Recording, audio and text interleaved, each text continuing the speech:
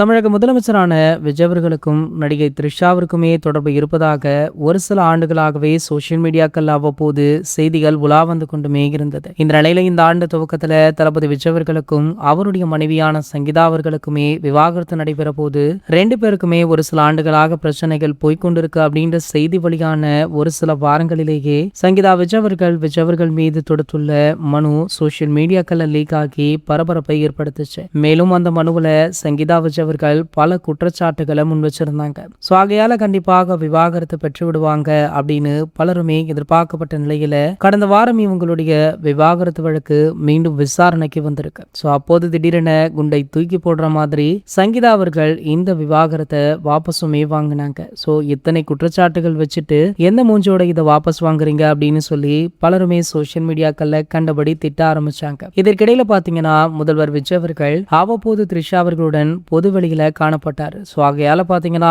இரண்டாவது திருமணம் த்ரிஷா அவர்களை தான் செய்து கொள்ள உள்ளார் அப்படின்னு ஆணித்தனமாக ஒரு பேச்சு சோசியல் மீடியாக்கள்ல இருந்தது. ஆனால் திடீரென பாத்தீங்கன்னா சங்கீதா அவர்கள் விவாகரத்தை வாபஸ் வாங்கினதுமே த்ரிஷா அவர்களுடைய திருமணம் பற்றிய பேச்சு தற்போது சோசியல் மீடியாக்கள்ல உலா வருது. மேலும் பாத்தீங்கன்னா இந்த திருமண ஏற்பாடு திடீரென நடைபெற்றுள்ளதாகவும் இன்னும் 1 அல்லது 2 வாரங்கள்ல இதற்கான அதிகாரப்பூர்வ அறிவிப்பை நடிகர் த்ரிஷா அவர்களே வெளியிட இருக்காங்களாம். சோ அது மட்டுமல்லாமல் இந்த திருமண விழாவிற்கு அஜித் முதல் சூப்பர் ஸ்டார் வரை அனைவருக்குமே அழைப்பு விடுத்திருக்காங்களா. இது போன்ற செய்திகளை பத்தி நீங்க உடனே தெரிஞ்சுக்க நம்ம சேனலை மறக்காம சப்ஸ்கிரைப் பண்ணிக்கோங்க.